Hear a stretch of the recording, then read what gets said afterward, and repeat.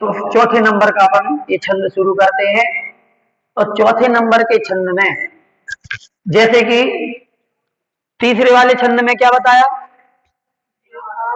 व्यवहार सम्यक दर्शन बताया, और उसमें सातों तत्वों के नाम बताए, बताए कि नहीं।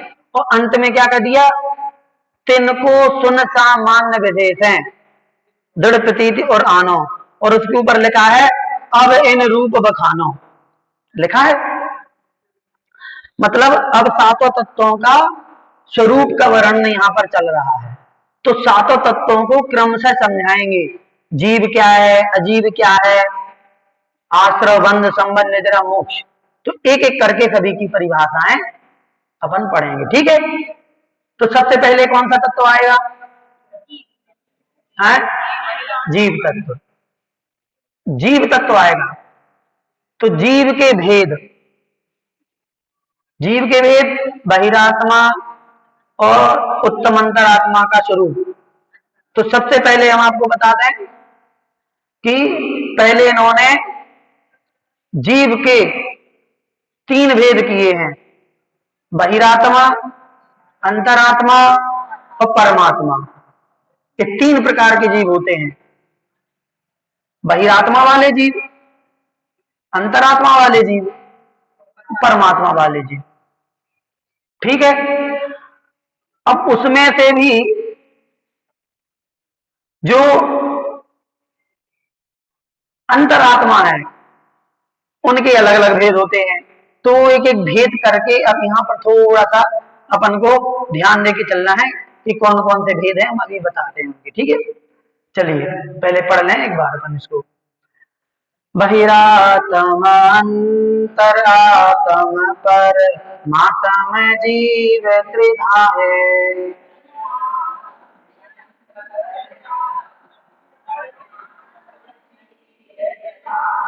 देह जीव को एक गिने बहिरात्म तत्व मुधा है,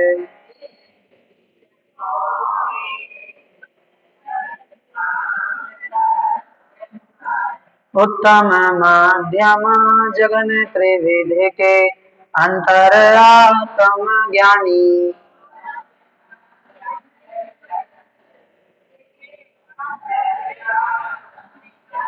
द्विविध संग विन शुद्ध उपयोगी मुनियोत्तम निज ध्यानी,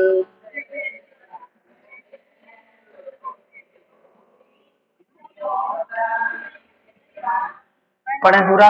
बहिरात्म अंतरात्म पर मातम जीव प्रधा है, देह जीव को एक गिन वही रातम तत्व मुधाय, उत्तम माध्यम जगन त्रिविध के अंतरात्म ज्ञानी, द्विविध संग विन शुद्ध उपयोगी मुनियोत्तम निज ध्यानी। चलिए, तो यहाँ पर सबसे पहले बताया है कि सबसे पहले जीव तीन प्रकार के, बहिरातम, अंतरातम और परमात्म, जीव त्रिधा है। त्रिधा तीन प्रकार के, बहिरात्मा, अंतरात्मा और परमात्मा के भेद से जीव तीन प्रकार के होते हैं। अब उसमें से सबसे पहले बहिरात्मा की परिभाषा। बहिरात्मा कौन कहलाता है, देह जीव को एक गिने बहिरातम तत्व मुधा है, जो देह और जीव को एक मानता है, मतलब इस देह में ही जीव मानता है, ये देह को ही जीव मान के और वैसे ही व्यवहार करता है, वो बहिरात्मा तत्व है, वो बहिरात्मा जीव है। और मुधा, मुधा मतलब मूर्ख है, ऐसा वह जीव बहिरात्मा है और मूर्ख है।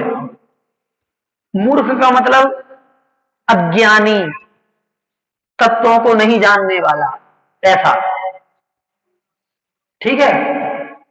बहिरात्मा तत्व मुधा है, यहाँ पर तो तत्व मुधा अलग ले लिया है कि वह बहिरात्मा है, और तत्व मुधा मतलब देखो वास्तविक तत्वों का अजानकार मतलब मिथ्या दृष्टि है, ये सही शब्द यहाँ पर आया है ना। तत्वमुधा का मतलब मिथ्या दृष्टि हो गया, क्योंकि वो तत्वों को जानता ही नहीं है,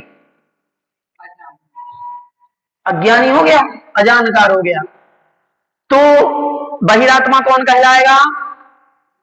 जो देह और जीव को एक मानता है वह बहिरात्मा कहलाता है। और वह तत्वमुधा मतलब तत्व का अजानकार, तत्व का अज्ञानी, ऐसा मूर्ख मिथ्या दृष्टि होता है। बहिरात्मा मतलब मिथ्या दृष्टि जीव, बहिरात्मा मतलब मिथ्या दृष्टि जीव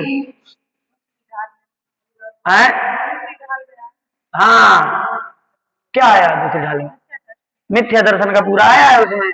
तो ऐसे जीव जो तत्वों पर श्रद्धा नहीं करते, तत्वों को नहीं जानते, ऐसे वो जीव मिथ्या दृष्टि कहलाते हैं और बहिरात्मा कहलाते हैं। क्या कहलाते हैं?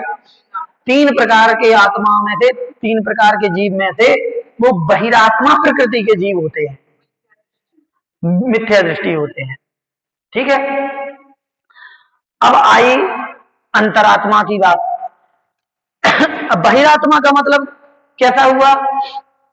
ऐसे जीव जो जिनकी दृष्टि पर पदार्थों पर होती है, बाहर अंदर नहीं है, जिनका पूरा ध्यान कहाँ है?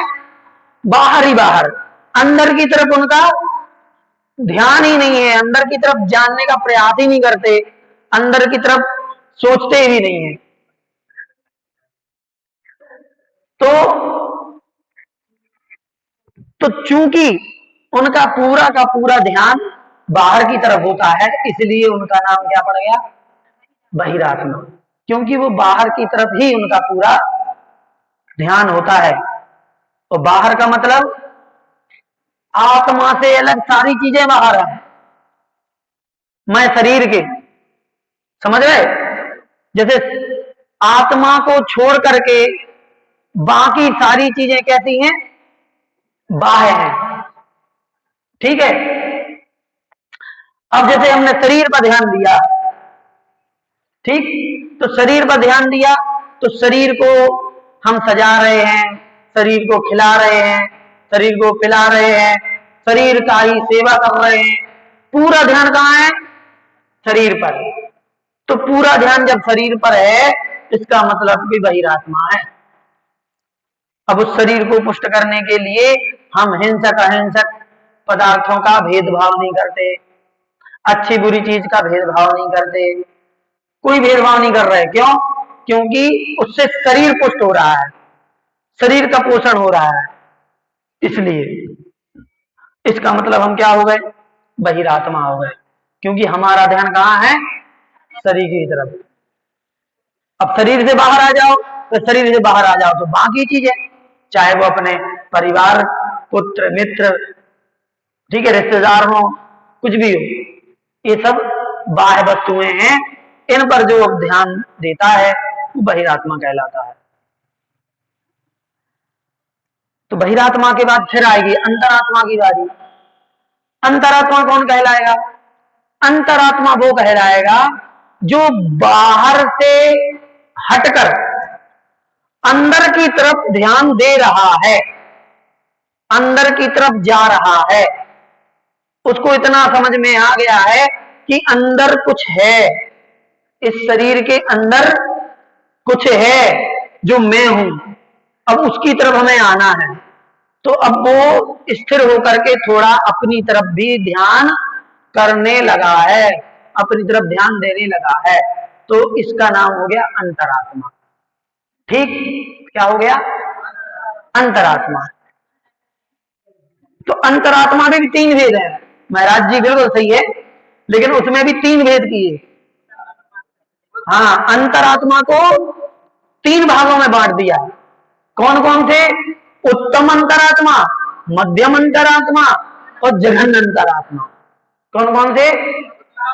उत्तम, मध्यम और जघन्य।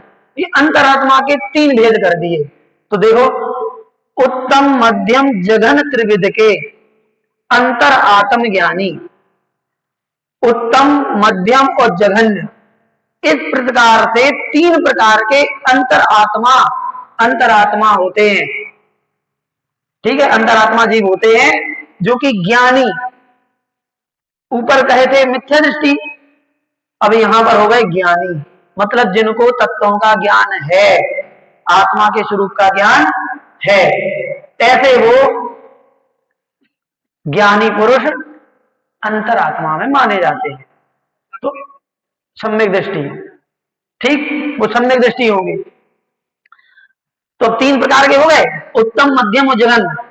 अब तीन में से सबसे पहले उत्तम अंतरात्मा को बताएंगे कि भाई उत्तम अंतरात्मा क्या है।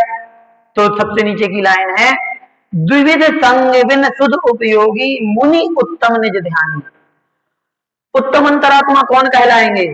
तो द्विविध संग बिन, द्विविध मतलब दो प्रकार के, संग मतलब परिग्रह से, संग मतलब परिग्रह है यहां पर, संग मतलब, संग मतलब परिग्रह, हाँ, तो दो प्रकार के परिग्रह से, बिन मतलब रहित।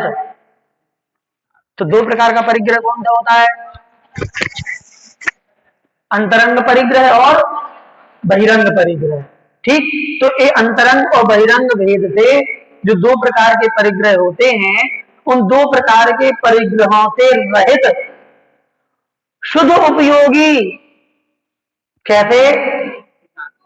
शुद्ध उपयोगी मतलब शुद्धोपयोगी, शुद्ध शुद्धोपयोग में लीन रहने वाले ऐसे मुनिराज जो निज ध्यानी, मतलब अपनी आत्मा का ध्यान करने वाले, ऐसे वे शुद्धोपयोगी मुनिराज उत्तम, उत्तम अंतरात्मा है।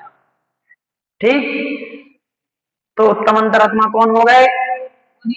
अंतरंग और बहिरंग परिग्रह से रहित जो अपनी आत्मा का ही ध्यान करने वाले ऐसे शुद्धोपयोगी मुनिराज उत्तम अंतरात्मा हो गए।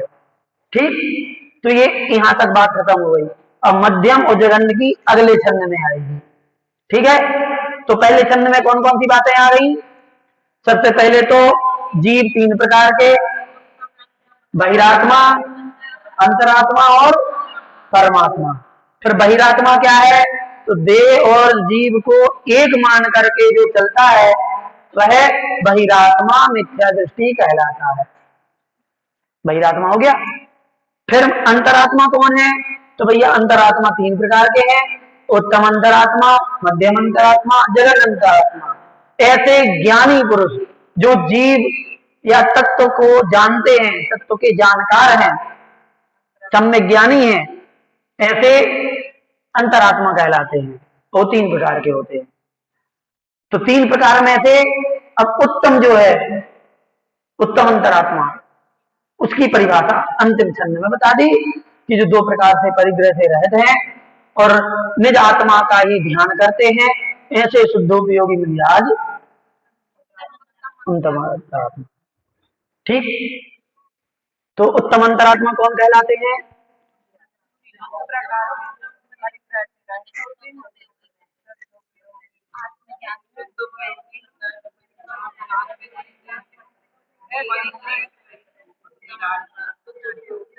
ठीक, शुभोपयोगी नहीं, शुद्धोपयोगी। अब अगला छंद पढ़ते हैं। मध्यमांतर आत्म है जे देश व्रति अनधारी। बोली,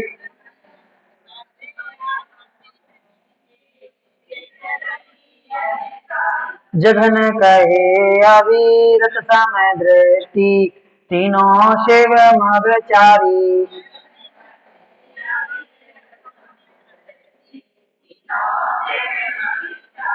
सकल निकल पर मातम द्वैविध तिन में घाति निवारी।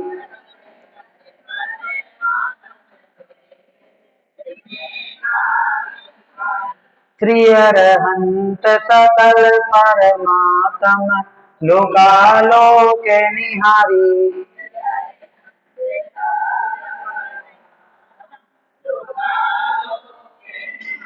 पढ़े एक बार।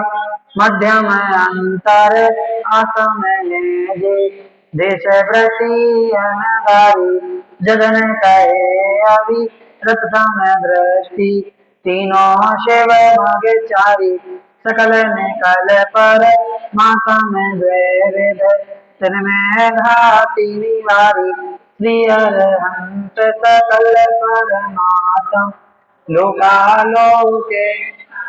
चलिए, तो उत्तम अंतरात्मा के बाद मध्यम अंतरात्मा। तो मध्यम अंतरात्मा क्या है? मध्यम अंतर आत्म है जे, देशव्रती अनगारी। ऐसे देशव्रती जो अनगारी हैं, अनगारी मतलब जिन्होंने घर छोड़ दिया है। हाँ, क्षुल्लक, ऐलक और आरिकाएं, ये सभी मध्यम अंतरात्मा में आएंगे, जो कि देशव्रती हैं और घर छोड़ दिया है। देशव्रती तो दो प्रतिमाधारी भी है, देशव्रती तो तीन प्रतिमाधारी भी है, 2 से लेकर के 10वीं प्रतिमाधारी तक वो भी देशव्रती हैं, और 11 प्रतिमाधारी भी देशव्रती हैं, और आरिकाएं भी देशव्रती ही कहलाएंगी। पंचम गुण स्थान ही उनका कहलाएगा। केवल मुनियों का होता है छठा गुण स्थान। जो पंचम गुण स्थान वर्ती हैं वो देशव्रती है, ठीक है, महाव्रती नहीं होते हैं। कई बार आप सुनोगे कि उपचार से आरिका को महाव्रती कहा है। तो उपचार से कहा, उपचार मतलब केवल कहते हैं, क्योंकि उनकी शक्ति नहीं है, उनकी योग्यता नहीं है मुनि धारण व्रत धारण करने की, उनका ऐसी पर्याय नहीं है, लेकिन वो सामर्थ्य पूरी है, वो कर सकती हैं, तो उनको उपचार मतलब हम अपने उपचार के लिए कह सकते हैं। लेकिन सैद्धांतिक से आप लेंगे तो उनका गुण स्थान 5वां ही होगा, 6वां नहीं हो सकता, ठीक है। तो वो देशव्रती की कोटि में ही आएंगे सिद्धांतिक दृष्टि से, समझ गए। तो यहां पर जो बात आई है वो किसकी आई है? अनगारी। हाँ,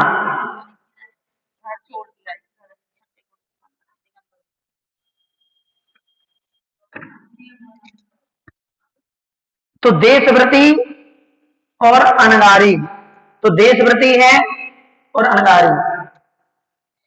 लेकिन यहां पर एक चीज और है कि मध्यम अंतरात्मा में देशव्रती देशव्रती अलग लिया है और अनगारी अलग लिया है, दोनों को अलग अलग शब्द लेकर के चले हैं। इसका मतलब ये हुआ, जघन कहे अविरत समदृष्टि। हाँ, इसका मतलब ये है कि जो पंचम गुण स्थानवर्ती हैं, मतलब चाहे वो 2 प्रतिमाधारी हो चाहे गैर प्रतिमाधारी हो, वो सारे देशव्रती में आ गए, ठीक। तो वो भी मध्यम अंतरात्मा है, और अनगारी, अनगारी मतलब कि जो घर छोड़ चुके हैं, वो भी मध्यम अंतरात्मा है। अब यहां पर 2 अर्थ निकलेंगे आपके, सुनना ध्यान से। अनगारी मुनिराज को भी कहते हैं, मुनिराज को भी कहते हैं अनगारी। तो जो उत्तम अंतरात्मा कहा था ऊपर, ध्यान से समझिएगा दोनों में डिफरेंस। उत्तम अंतरात्मा में कहा था कि अंतरात्मा में लीन रहने वाले निज ध्यानी और शुद्धोपयोगी, तो शुद्धोपयोग में लीन रहने वाले और अपनी आत्मा का ध्यान करने वाले, ऐसे मुनिराज वो उत्तम अंतरात्मा में आएंगे। लेकिन वो मुनिराज जो शुद्धोपयोगी नहीं है, क्योंकि शुद्धोपयोगी प्रति समय तो चलता नहीं, प्रति समय शुद्धोपयोग नहीं चलता, शुद्धोपयोग होगा छूट जाएगा, तो उस समय वो उस समय केवल अनगारी कहलाएंगे। हाँ, तो उस समय वो मध्यम अंतरात्मा में आ जाएंगे। हाँ, शुद्धोपयोग से बाहर आएंगे तो ये दूसरा अर्थ है। है ना। इनके दोनों ही अर्थात लगा के चलना। पहला तो ये कि मुनियों को, मुनि जो है वो उत्तम अंतरात्मा में आएंगे, ठीक है। और दूसरा ये कि जो केवल शुद्धोपयोगी हैं वही उत्तम अंतरात्मा में आएंगे, जो शुद्धोपयोगी नहीं है वो मध्यम में आएंगे। पता किसी को नहीं चलेगा, पता किसी का क्या चलेगा, न शुद्धोपयोग का न अपन को तो बिल्कुल पता नहीं चलेगा। अपन को तो ये भी पता नहीं है कि वो सम्यक दृष्टि है भी कि नहीं है। वो तो जिस समय उनके परिणाम जो आएंगे वो उस समय कहलाएंगे, नहीं चलेगा, नहीं चलेगा, ठीक। तो यहां पर देशव्रती और अनगारी ये मध्यम अंतरात्मा कहलाएंगे, जो देशव्रती हैं पंचम गुण स्थानवर्ती। और जघन कहे अविरत समदृष्टि तीनों सम्यकचारी, और जो सम्यक दृष्टि है केवल चौथे गुण स्थान वाले, कोई व्रत नहीं है, ऐसे सम्यक दृष्टि जीव जघन्य अंतरात्मा में आएंगे। और अंतिम जो लिखा है तीनों शिव मगचारी, तीनों ही मोक्ष मार्ग पर चलने वाले कहलाते हैं, ठीक। आज यहीं तक रहने देते हैं, कल आगे पढ़ाएंगे क्योंकि टाइम खत्म हो गया है, ठीक है। जिन्होंने